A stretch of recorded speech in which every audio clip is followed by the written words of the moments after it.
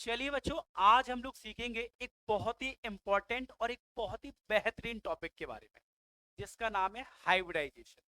बेटा, hybridisation class 11th के लिए भी और क्लास 12th के लिए, दोनों ही क्लास के लिए बहुत ही इंपॉर्टेंट टॉपिक है ये। और आप सभी को पता है कि हाइब्रिडाइजेशन आप लोग केमिकल बॉन्डिंग नाम के चैप्टर में इसको पढ़ते हो। तो आज हम लोग को बस इतना सीखना है कि कैसे इसे कुछ ही सेकंड में अगर आपके सामने कंपाउंड दिखे और उसकी आप हाइब्रिडेशन निकाल सकते हैं। कैसे सीखेंगे? एक फॉर्मूला याद रखना है और उस फॉर्मूले को याद रखना और कैसे यूज करना, अगर आपने ये सीख लिया, आप किसी भी कंपाउंड की हाइब्रिडेशन निकाल लेंगे, किसी की भी। क्लियर है? मतलब क्लास 11th और 12th के लिए बता रहा हूँ। क्लियर है? चलिए, तो पहले फॉर्मूला सीख लेते हैं। फॉर्मूला क्या है बेटा? अगर आपको कभी हाइब्रिडाइजेशन निकालनी हो तो आपको इलेक्ट्रॉन पेयर निकालने आने चाहिए। अब अगर तुम्हें नहीं पता इलेक्ट्रॉन पेयर क्या होते हैं, अभी के लिए भूल जाओ।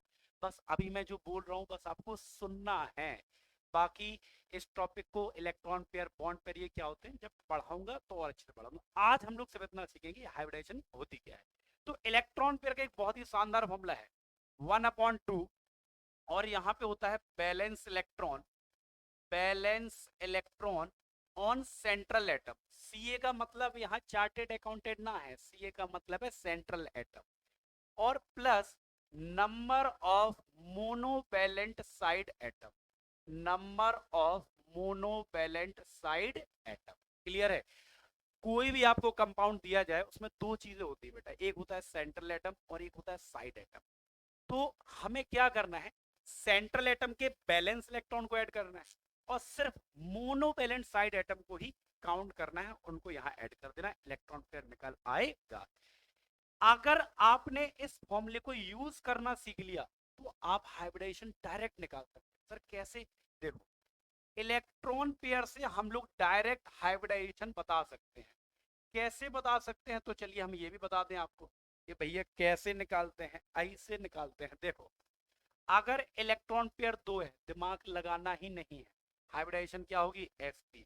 तीन है तो क्या होगी? sp2। क्या तो सर दिमाग नहीं लगाएंगे तो लिखेंगे कैसे? थोड़ा बहुत लगा सकते हो। चार है तो sp3।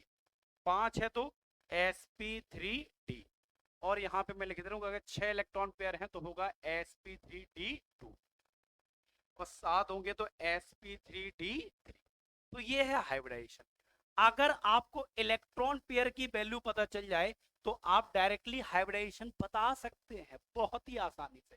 तो अब हमारा मकसद बस एक ही है कि भैया इलेक्ट्रॉन पेयर को निकालते कैसे हैं। उससे पहले हमें चार चीजें सीखनी है कि सर हम पहचानेंगे कैसे कौन से कंपाउंड में सेंट्रल एटम कौन होता है। मतलब कंपाउंड दिया जाए उसमें सेंट्रल एटम कौन होता है और साइड एटम कौन होता है, ये जानना है। और सेंट्रल एटम के बैलेंस इलेक्ट्रॉन कैसे काउंट करते हैं ये भी सीखेंगे। और ये मोनोवैलेंट साइड एटम क्या होते हैं ये भी सीखेंगे। तो सबसे पहले हम लोग सीखेंगे बैलेंस इलेक्ट्रॉन निकालना। और बैलेंस इलेक्ट्रॉन के लिए आपको ग्रुप के एलिमेंट याद होने चाहिए, मतलब पीरियडिक टेबल याद होनी चाहिए। और पीरियडिक टेबल में टोटल 18 ग्रुप होते हैं। यहाँ डी ब्लॉक की जरूरत नहीं पड़ेगी आपको। 1 2 13 14 15 16 17 18, ये वाले ग्रुप के एलिमेंट आपको याद होने चाहिए। और अगर याद नहीं भी है तो मैं जल्दी से एक शॉर्ट ट्रिक बताता हूँ, उससे याद कर लो। जैसे पहला, पहले में आ जाएगा ली ना के रब से फरियाद। हाइड्रोजन भी आ जाता है, पर हाइड्रोजन की पोजीशन तो वैसे भी बिल्कुल है लावारिस है। हाइड्रोजन दो परिवारों से उसका डीएनए मैच कर रहा है, फर्स्ट से भी और किससे? 17 से भी। इसलिए हाइड्रोजन की पोजीशन आज तक बड़ा ज्यादा प्रॉब्लम में है, पर इलेक्ट्रॉनिक कॉन्फ़िगरेशन के बेसिस पे उसे फर्स्ट ग्रुप में रखा गया है। ठीक है, फर्स्ट पे मान लो। तो याद करने का तरीका क्या है? हा ली ना के रब से फरियाद। Hydrogen, lithium, sodium, potassium, rubidium, caesium, francium. अगला है बेटा मांगे। बेटा मांगे कन्या सुंदर बापू रंगीला। बेटा मांगे कन्या सुंदर बापू रंगीला। मतलब मैं इस हिसाब से लिख रहा हूँ, नहीं तो कहोगे सर ये पीरियड वाले मैच में, यहाँ से लिख दो। बेटा मांगे कन्या सुंदर बापू रंगीला। बोलो हाँ है ना, ये हो गया। अगर हम 13 की बात करें, बैगन आलू, ये आप लोगों ने याद कर रखा होगा। गाजर इन थैलिया। बैगन आलू गाजर इन थैलिया। और कहे शिव जी सुनो पार्वती। फिर नाना पाटेकर ऐश्वर्या सब भिखारी। बोलो हाँ है ना। या फिर नेपाल, पाकिस्तान, ऑस्ट्रेलिया सब बेचारी, ऐसे भी बोल सकते हो। 16 का होगा उससे टीपो या ओल्ड स्टाइल से टीपो। और फिर कल बाहर आई आंटी, या फिर हीना, नीना और करीना की जेरोक्स रबीना। ये हो गया। तो आप इन एलिमेंट्स को क्या बोलते हैं इससे कोई लेना देना नहीं है, बस आपको एक चीज करनी है, बताओ क्या।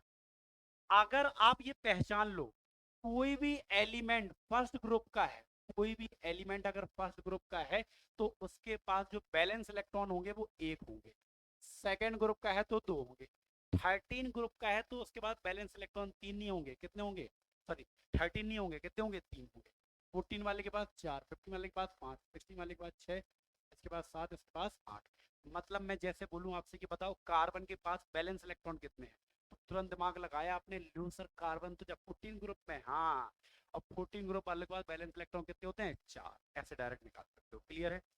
हम बोले जिनॉन के बताओ कितने होते, तो तुमने तुरंत नजर दौड़ाई और जिनॉन देखा तुम्हें 18 ग्रुप है, मतलब इसके पास बैलेंस इलेक्ट्रॉन होते हैं 8। चल, तो उम्मीद है कि ये चीज सीख ली होंगी आपने। अब हम लोग को कंपाउंड ऐसे दिया जाएगा और बोला जाएगा कि इसकी हाइब्रिडाइजेशन निकालो।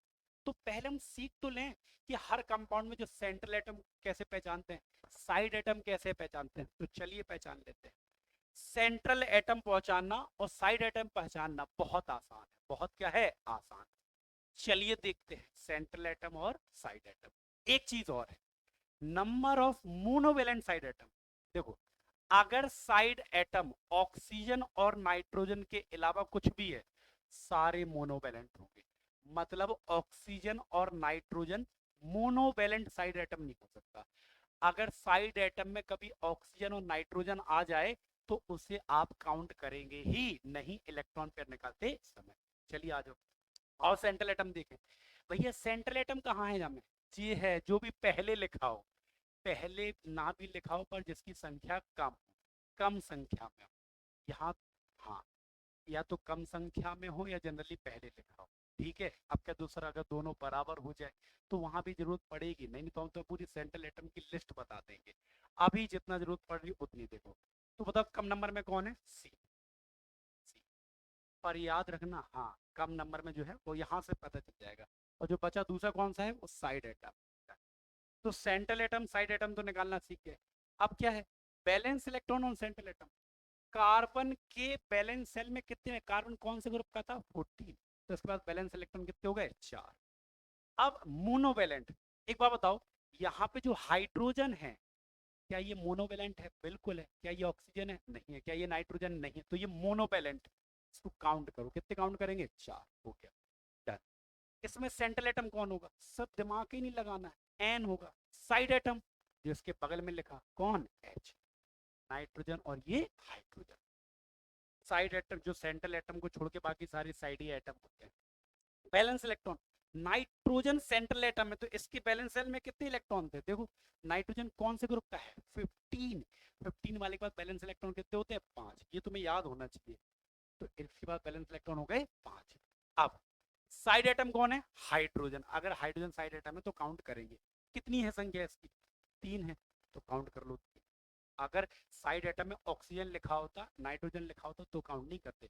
सेंट्रल एटम में तो सबको काउंट करते, पर साइड एटम में ऑक्सीजन नाइट्रोजन आ जाए तो उसे काउंट करते नहीं। बताओ इसमें सेंट्रल एटम कौन है, एक्सी।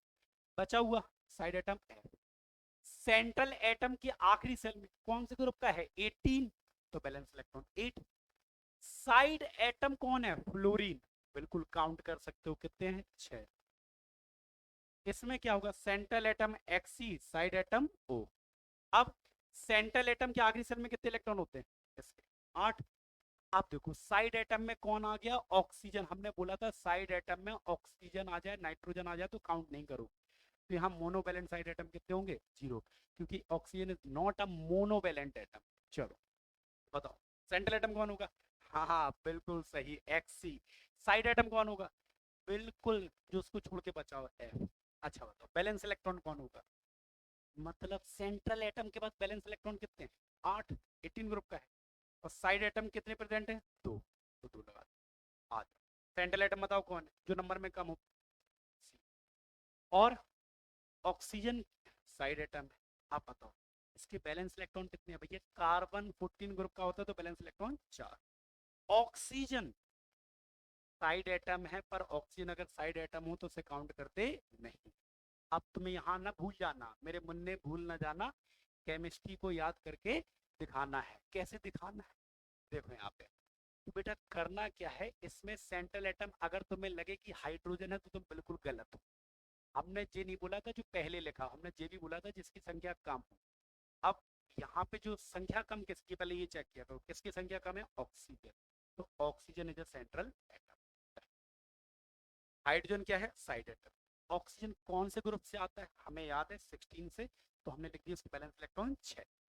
अब तुम दिमाग मत लगाना, यहाँ साइड एटम कौन है? हाइड्रोजन। तो काउंट करेंगे ना, साइड एटम नहीं है यहाँ ऑक्सीजन, यहाँ ऑक्सीजन सेंट्रल एटम है। साइड एटम यहाँ पे हाइड्रोजन है, वो भी कितने हैं? 2, तो काउंट करेंगे।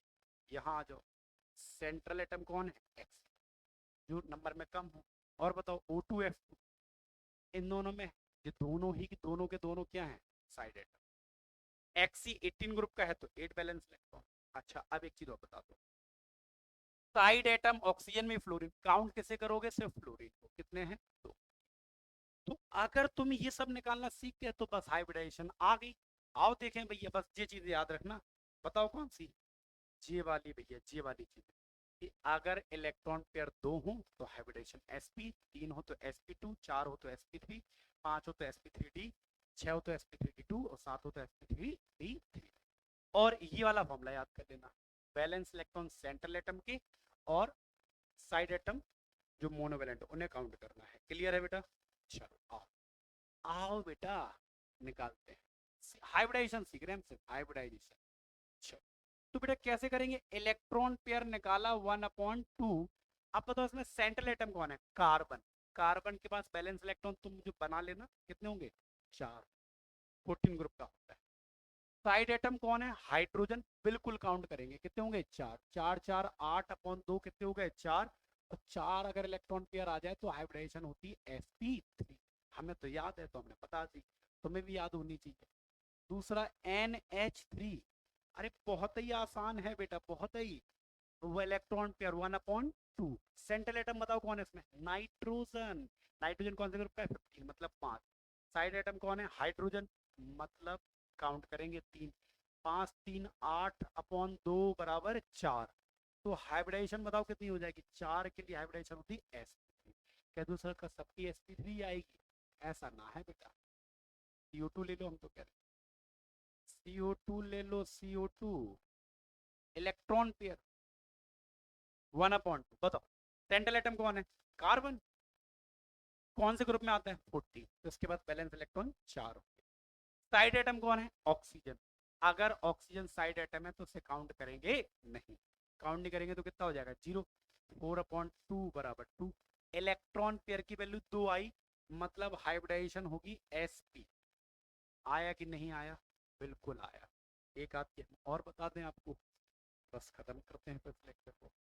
XCF6 इलेक्ट्रॉन पेयर कैसे निकालेंगे बेटा?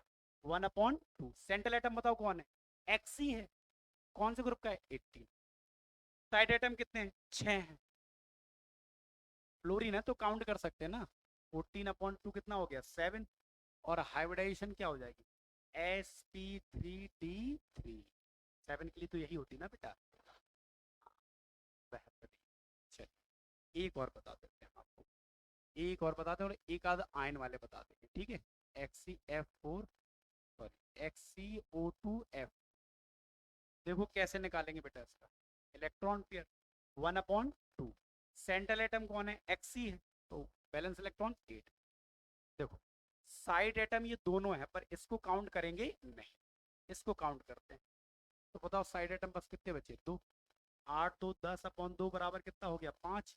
और 5 हो जाए तो बेटा हाइब्रिडाइजेशन होती है sp3d। आया कि नहीं आया? बिल्कुल आ गया।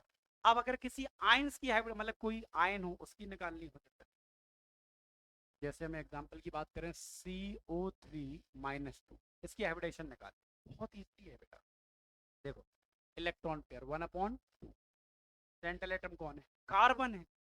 कार्बन है मतलब उसके बैलेंस सेल में इलेक्ट्रॉन कितने हैं? 4। साइड एटम कौन है? ऑक्सीजन। ऑक्सीजन साइड एटम होता तो उसे काउंट करते नहीं है। तो कितना हो गया? 0। अब यहाँ चार्ज आ गया, अगर नेगेटिव चार्ज आ गया तो इलेक्ट्रॉन पेयर निकालते समय ऐड कर देना।